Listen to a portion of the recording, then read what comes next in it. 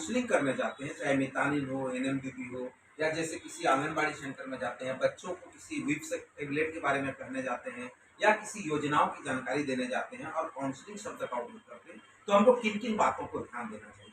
मुख्य रूप से काउंसलिंग जब आप करने जाएंगे तो आपको एक शब्द में दे जा रहा हूं, जिस शब्द के माध्यम से पूरे काउंसलिंग आप अच्छा आसानी से कर सकते हैं। कभी आपने सुना होगा गेदर शब्द, सुना है? Gather, GATHER। ये गेदर शब्द का मतलब होता है इकट्ठा करना। जैसे हम सभी इकट्ठा हैं, बैठक ले रहे हैं, और बैठक में हम आपको गेदर शब्द बताते हैं, एकत्रित होकर के आपको समझाने का प्रयास कर रहे हैं। अगर मैं यहाँ जो गेदर शब्द का पहला शब्द है ग्रीट, ग्रीट का मतलब होता है मित्रता भाव। मैं मित्रता भाव से आपके पास आऊंगा और आपसे बात करूंगा, तो आप मेरी बातों को सुनेंगे, मेरे से आप अपने दुखड़ा भी सुनाएंगे कि सर मेरा ये समस्या है, मेरा ये प्रॉब्लम है, मेरा ये चीजें हैं, और मेरी हर तमाम चीजों को आप अच्छे से सुनेंगे और मेरे को भी बताएंगे। लेकिन मैं वहीं पे अधिकारी बन जाऊं, वहीं पे मैं कोई बड़ा अधिकारी की तरह ट्रीट करूं, तो आप मेरी बातों को ध्यान से उतना नहीं सुनेंगे जितना मैं आपको बताना। सही है? तो इसलिए कभी भी कहीं पे भी आप काउंसलिंग करने जाएं, फील्ड में आप जाते हैं, जैसे BHMD सेशन साइट में जाते हैं, या आप कहीं कहीं और जो पारा टोला मोहल्ला में जाते हैं, किसी शिविर में जाते हैं, तो आपका जो वे होगा वो मित्रता भाव होना चाहिए, ग्रीट होना चाहिए। ठीक है? दूसरा पॉइंट है आस्क, जिसको हम बोलते हैं प्रश्न पूछना। फैमिली प्लानिंग का काउंसलिंग करने जा रहे हो, एक उदाहरण लेते हैं फैमिली प्लानिंग का। तो फैमिली प्लानिंग का काउंसलिंग करने जा रहे हो तो उससे पूछना पड़ेगा कि दीदी कौन कौन से साधन उपयोग कर, पहले क्या ले रहे हो, अभी क्या साधन उपयोग कर रहे हो, कितना बच्चा है, कितना क्या है।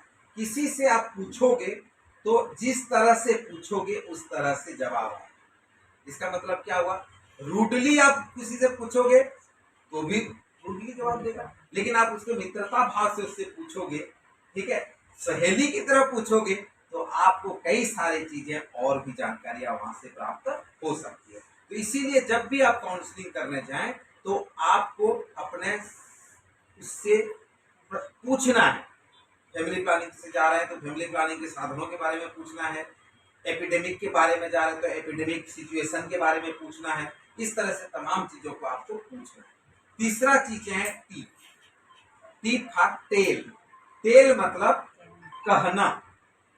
अब आपको कहना है, आपने पूछा, उसके बाद जो है आपको उसको कहना है कि भाई आप फैमिली प्लानिंग में ये चीजें अभी आ रहा है, नया ये है, अंतरा का उपयोग ये है, आपका इसका उपयोग ये है, और उसके बाद जो है आपका आयुषी का ये उपयोग है। वो तमाम चीजें आपको उसको प्रेम से उसको बताना, कहना है कि इस साधन का उपयोग से ये फायदा होगा, इसका करने से ये होगा, यहाँ जाओगे तो ये होगा।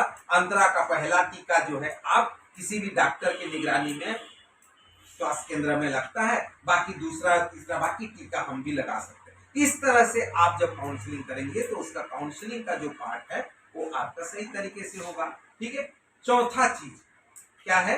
एच। एच का मतलब होता है हेल्प। आपका हमेशा जो व्यवहार है हेल्पिंग नेचर का होना चाहिए। उसको जो साधन ले रही है तो उसको बोलो कि भाई यहाँ ये चीजें और है, इसको और ले लो। मतलब आपका व्यवहार उसको हेल्प करने के रूप में होना चाहिए, सहायता करने के रूप में होना चाहिए।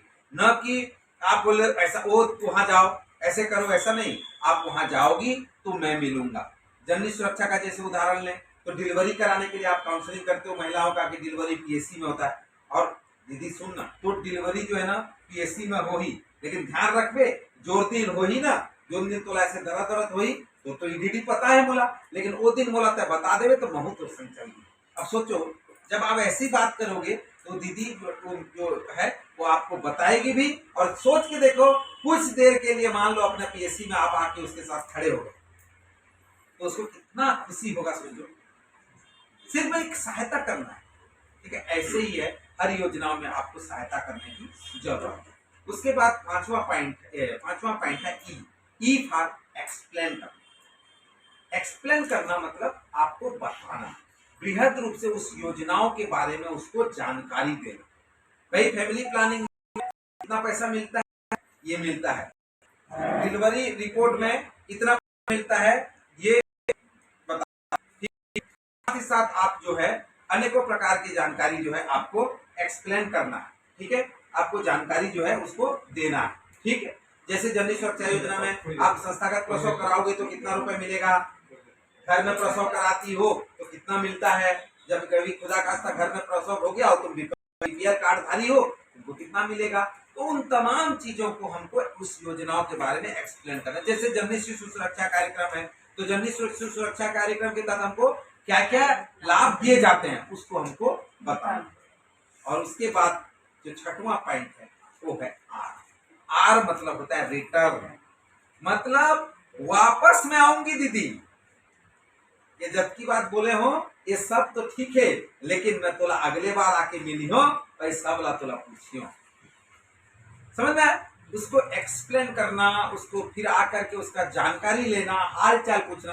फैमिली प्लानिंग का ऑपरेशन कराई किसी अस्पताल में, वापस आकर के जब आप उससे एक्सप्लेन करके पूछ लेते हो कि दीदी ठीक है, हाल चाल, फॉलो अप करते हो ना, बोलते हैं ना फॉलो अप करना, रिटर्न आना, फॉलो अप करना, उसको पूछना, उसकी जानकारी लेना। अगर आप सोचो इस तरह का काउंसलिंग करोगे तो वो काउंसलिंग आपका सही तरीके से होगा और आप 100% हितग्राहियों के साथ आपका व्यवहार सही होगा।